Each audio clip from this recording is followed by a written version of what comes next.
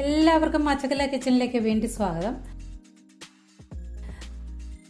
സദ്യ തയ്യാറാക്കുമ്പോൾ തന്നെ നമുക്ക് പെട്ടെന്ന് തയ്യാറാക്കാവുന്ന ഒരു പായസമാണ് സേമിയ പായസം അല്ലെങ്കിൽ വെർമസലി പായസം. ഈസി ആയിട്ട് പെട്ടെന്ന് തയ്യാറാക്കാൻ പറ്റുന്ന ഒരു പായസമാണ്.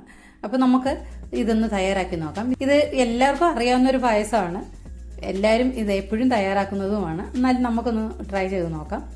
ഞാനിപ്പോൾ ഒരു അര ലിറ്റർ പാലും 1 ലിറ്റർ വെള്ളവുമാണ് ഞാൻ ഒരു പാത്രത്തിലേക്ക് ഒഴിച്ചു കൊടുത്തത്.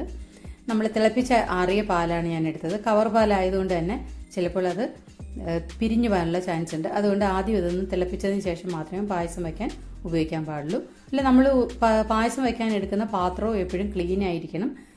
നേരത്തെ നമ്മൾ കറിയൊക്കെ വയ്ക്കാനും ഒക്കെ ഉപയോഗിച്ചിട്ടുള്ള പാത്രങ്ങളാണെങ്കിൽ നന്നായിട്ട് കഴുകി വൃത്തിയാക്കിയതിന് ശേഷം മാത്രമേ പായസം വയ്ക്കാൻ ഉപയോഗിക്കാൻ പാടുള്ളൂ.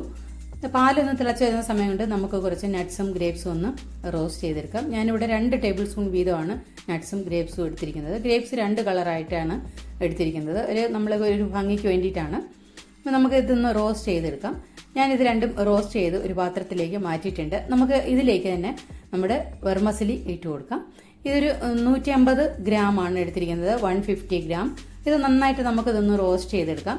ഒരുപാട് അങ്ങ് ബ്രൗൺ നിറമായി പോകണ്ട, നിറം ഒന്ന് മാറി വരുമ്പോൾ നമുക്കിത് കോരി മാറ്റാം. ചെറിയ തീയിൽ വേണം ഇതൊന്ന് വറുത്തെടുക്കാൻ. നന്നായിട്ടൊന്ന് ഇളക്കി കൊടുക്കണം. എല്ലാ വെർമസലിയും ഒരേ കളറിൽ ഒരേ നിറത്തിൽ നമുക്ക് കിട്ടണം. ഇല്ലെങ്കിൽ നന്നായിട്ട് ഇളക്കി കൊടുക്കുന്നില്ലെങ്കിൽ ചിലത് മൂത്ത് പോവും, ചിലത് മൂക്കാതെ നിറം മാറാതെയും അതേ ഇതുപോലെ ഇരിക്കും. അപ്പോൾ ഇത് ചിലത് നമ്മൾ പായസം വെക്കുമ്പോൾ കൊഴിഞ്ഞു പോകാനുള്ള ചാൻസ് ഉണ്ട്. അതുകൊണ്ട് എല്ലാം ഒരേ രീതിയിൽ നന്നായിട്ടൊന്ന് ഇളക്കി നമുക്കൊന്ന് മൂപ്പിച്ചെടുക്കണം. നിങ്ങൾ കൂടുതൽ സദ്യയ്ക്ക് വേണ്ടി നമ്മൾ തയ്യാറാക്കുകയാണെങ്കിൽ ഈ വെർമസലി കൂടുതൽ വറുത്തെടുക്കേണ്ട ആവശ്യം വരുമ്പോൾ 2ആയിട്ട് ഒന്ന് വറുത്തെടുക്കണം. ഇല്ലെങ്കിൽ ഇത് ചിലത് നിറം മങ്ങിപ്പോവും, ചിലതല്ലെങ്കിൽ നിറം പോകാതെ മൂത്ത് പോരാതെയും കിടക്കും. അപ്പോൾ പായസം വെക്കുമ്പോൾ എന്തായാലും കുഴഞ്ഞു പോവും, കറക്റ്റായിട്ട് നമുക്ക് കിട്ടത്തില്ല. ഇപ്പം ഇതേ രീതിയിൽ വേണം ഇതൊന്ന് റോസ്റ്റ് ചെയ്ത് എടുക്കാൻ. ഇപ്പം ഞാനിത് ഒരേ രീതിയിൽ ഒന്ന് റോസ്റ്റ് ചെയ്തെടുത്തിട്ടുണ്ട്. ഇനി ഇത് കൂടുതൽ നിറം മങ്ങി പോകേണ്ട ആവശ്യമൊന്നുമില്ല. നിറം നമുക്കിവിടെ കറക്റ്റിന് കിട്ടിയിട്ടുണ്ട്. ഈ സമയത്തൊന്ന് ഞാൻ ഗ്യാസ് ഓഫ് ചെയ്ത് കൊടുത്ത് ഇത് വേറൊരു ബൗളിലേക്ക് ഞാൻ മാറ്റി കൊടുത്തിട്ടുണ്ട്. അല്ലെങ്കിൽ ആ പാനിൽ തന്നെ വെച്ചാൽ കൂടുതൽ ബ്രൗൺ നിറമായി പോകും. നമ്മുടെ പാല് തിളച്ച് വന്നിട്ടുണ്ട്. നമ്മൾ വറുത്ത് വെച്ചിരുന്ന വെർമസലി നമ്മൾ പാലിലേക്ക് ചേർത്ത് കൊടുത്തിട്ടുണ്ട്. എന്നിട്ട് നന്നായിട്ട് നമുക്കിതൊന്ന് ഇളക്കി കൊടുക്കാം. നന്നായിട്ട് ഇളക്കി കൊടുത്ത് ഇതൊന്ന് വെന്ത് വരുന്നത് വരെ നമുക്കൊന്ന് ഇളക്കി കൊടുക്കാം. ഈ അളവിൽ പായസം തയ്യാറാക്കുകയാണെങ്കിൽ നമുക്ക് പായസം വിളമ്പുന്ന സമയത്ത് കുറുകി പോവുകയും ആ സമയത്ത് ഇതിനകത്ത് വെള്ളം ചേർത്ത് കൊടുക്കുകയോ തിളപ്പിച്ച പാല് ചേർത്ത് കൊടുക്കേണ്ട ആവശ്യമൊന്നുമില്ല. ഇതേ രീതിയിൽ നിങ്ങളൊന്ന് തയ്യാറാക്കി നോക്കൂ. പഞ്ചസാരയിലും ഈ പാലിലും കിടന്ന് ഈ സേമിയ നന്നായിട്ടൊന്ന് സെറ്റായി വരും. അപ്പോൾ നല്ലൊരു ടേസ്റ്റാണ് കിട്ടുന്നത്. അപ്പോൾ നമ്മൾ വിളമ്പുന്ന സമയത്ത് വീണ്ടും അതിനകത്ത് വെള്ളമോ പാലൊക്കെ ചേർത്ത് കൊടുക്കുമ്പോൾ ടേസ്റ്റ് മാറാനുള്ള ചാൻസ് ഉണ്ട്. അതുകൊണ്ട് ഇതേ അളവിലൊന്ന് തയ്യാറാക്കി നോക്കൂ. നമ്മൾ ഇതിലേക്ക് 1/4 കപ്പ് പഞ്ചസാരയാണ് ചേർത്ത് കൊടുത്തിട്ടുള്ളത്. ഓരോരുത്തരുടെയും മധുരം അനുസരിച്ച് കൂട്ടുകയോ കുറയ്ക്കുകയോ ചെയ്യാവുന്നതാണ്. ഇപ്പം സേമിയ ഒന്ന് വെന്ത് വരുമ്പോഴാണ് നമ്മളിത് പഞ്ചസാര ചേർത്ത് കൊടുക്കേണ്ടത്. നമ്മളൊരു സേമിയ എടുത്തൊന്ന് പ്രസ് ചെയ്ത് നോക്കിയാൽ മതി.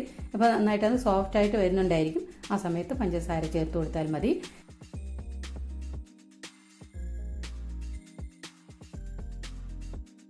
ഇപ്പം നമ്മൾ ഏലക്ക പൊടിച്ചതാണ് ചേർത്ത് കൊടുക്കുന്നത്.